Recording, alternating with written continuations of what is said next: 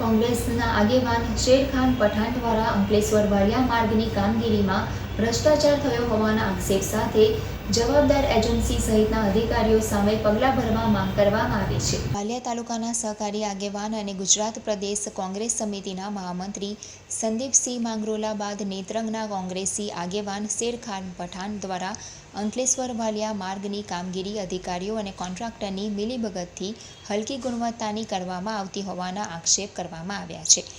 અંકલેશ્વર વાલિયા અને નેત્રંગને જોડતો રાજ્ય ધોરીમાર્ગ નંબર 13 પ્રથમ વરસાદે જ બિસ્માર બન્યો છે। ઠેર ઠેર ખાડાઓ અને માર્ગ તૂટી ગયા હોવાથી તેમાં યોગ્ય સામગ્રી વાપરવામાં નહીં આવી હોવાના આક્ષેપો કરવામાં આવ્યા છે। ભરૂચ જિલ્લામાં મનરેગા કૌભાંડ સામે આવ્યું છે તે રીતે 55 કરોડથી વધુના ખર્ચે બની રહેલ નેત્રંગ અંકલેશ્વર માર્ગમાં ભ્રષ્ટાચાર થયો હોવા સાથે અધિકારી કોન્ટ્રાક્ટર સહિત લાગતા વળગતા વિભાગના મંત્રીઓનો હાથ હોવાનો આક્ષેપ કરવામાં આવ્યા છે। જો આ કામગીરી સારી ગુણવત્તાની નહીં કરવામાં આવે તો તાળાબંધીની ચીમકી ઉચ્ચારવામાં આવી છે। આ માર્ગનું નિર્માણ કરનાર શિવાલય ઇન્ફ્રાસ્ટ્રક્ચર એજન્સી તેમજ અધિકારી સામે કોર્ટ કેસ કરવાની પણ ચીમકી ઉચ્ચારવામાં આવી છે। હાલ તો વરસતા વરસાદમાં પણ આ માર્ગની કામગીરી ચાલતી રહી છે તેમજ જ્યાં ખાડા પડ્યા છે ત્યાં ભર ચોમાસામાં વરસાદમાં પણ પેચવર્ક કરવામાં આવી રહ્યું છે। આજે તમે જોઈ શકો છો અમે નેત્રંગથી અંકલેશ્વર જે હાઈવે છે અમારો તેનું કામ ચાલી રહેલું છે। એ છેલ્લા કેટલા મહિનાથી આ કામ કરી રહેલી છે કોઈ શિવાલય એજન્સી કરીને। આ રસ્તો પહેલેથી જ ખૂબ ખરાબ હલકી ગુણવત્તામાં આ કામ થઈ રહ્યું હતું પણ આ રોડ પર હજારો વાહનો જાય, સ્કૂલો હોસ્પિટલો જવાવાળા લોકો એટલા હેરાન પરેશાન હતા માટે કોઈ પણ વ્યક્તિ કોઈ બોલતું નહોતું કે રસ્તો સારો બની જાય। આજે તમે જોઈ શકો છો એક બાજુ રસ્તાનું કામ ચાલે ને પાછળથી આ રસ્તો તૂટી જાય।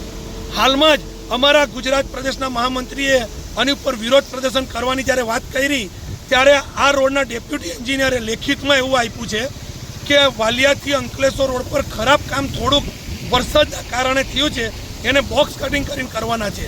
આ અધિકારીઓ ઉલ્લુ બનાવવાના ધંધા કરે છે। વરસાદના પહેલેથી જ નેત્રંગ અંકલેશ્વર વાલિયાથી અંકલેશ્વર સુધીના રસ્તા પર ખાડા પડી ગયા છે। પઠાર ગામ છે ત્યાં તો એપ્રિલ મહિનામાં રોડ તૂટી ગયો હતો, ડામરનો રોડ। આ લોકો એટલી હલકી કક્ષાનું મટીરિયલ વાપરેલું છે કે જે WMM નીચે 2 લેયર હતા તેની અંદર -40 થી 0 સુધીનું મટીરિયલ હતું, એકદમ ખરાબ। એની અંદર ના 10 mm મળે ના 20 mm મળે। આ અધિકારીઓની મિલીભગતથી આ રસ્તાનું કામ થયું છે। આજે મારી મીડિયાના માધ્યમથી કલેક્ટરશ્રીને, સચિવશ્રીને અને રોડ અને બિલ્ડિંગના મંત્રીશ્રીને મારી વિનંતી છે તાત્કાલિક આની પર કાર્યવાહી કરાવો। આ એજન્સી અને આના ડેપ્યુટી એન્જિનિયર એસો અને કાર્યપાલક ઇજનેર અને એના ચીફ એન્જિનિયર પર પણ કાર્યવાહી કરો। કેમ કે આ રસ્તા 55 કરોડ કરતાં વધુની રકમનો આ રસ્તો મંજૂર થયો છે। હજુ સુધી કોઈ પણ જાતની આની ઉપર કામગીરી સારી કરી નથી। ત્યારે હવે જોવાનું રહ્યું કે જે 7 કરોડનો મનરેગા કૌભાંડની અંદર એફઆઈઆરો થઈ ગઈ છે ત્યારે આ રોડની ઉપર ક્યારે એફઆઈઆર કરશે અને એફઆઈઆર કોણ કરાવશે? એજન્સી ઉપર મારું કહેવું છે કે એજન્સી નહીં પણ એસો, ડેપ્યુટી એન્જિનિયર અને કાર્યપાલક એન્જિનિયર, એક્ઝિક્યુટિવ એન્જિનિયર જે છે એની પર પણ એફઆઈઆર કરાવો। આ અધિકારીઓએ લાખો કરોડો રૂપિયાની ટકાવારી લઈને આ કામ કરાવી રહ્યા છે।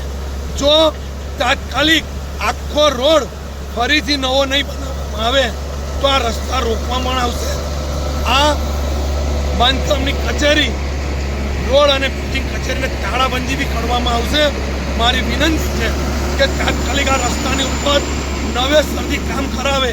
તમે જુઓ કે સાઈડ પર એ લોકોએ ફાઇનલ જે કરી નાખ્યો છે વાઇડનિંગનું કામ રોડની બાજુમાં, તેની અંદર બાજુમાંથી ખોદીને એ લોકોએ કાદુ પૂરી દીધો છે। આ ગાડી ફસાઈ જાય છે, એની ઉપર જીએસબી કે કોરિસ્પોલ પૂરવાનો હોય છે, આ લોકોએ બાજુમાંથી માટી પૂરી દીધી છે, બિલકુલ એકદમ કિચડ થાય માટે ખૂબ જ હલકી કક્ષાનું મટીરિયલ વાપરીને કામ કરેલું છે। તાત્કાલિક આની પર એફઆઈઆર કરાવો, નહીં તો અમે લોકો આ અધિકારી અને એજન્સી ઉપર પોતે પાર્ટી બની ને કોર્ટમાં એમની પર અમે એફઆઈઆર કરાવીશું।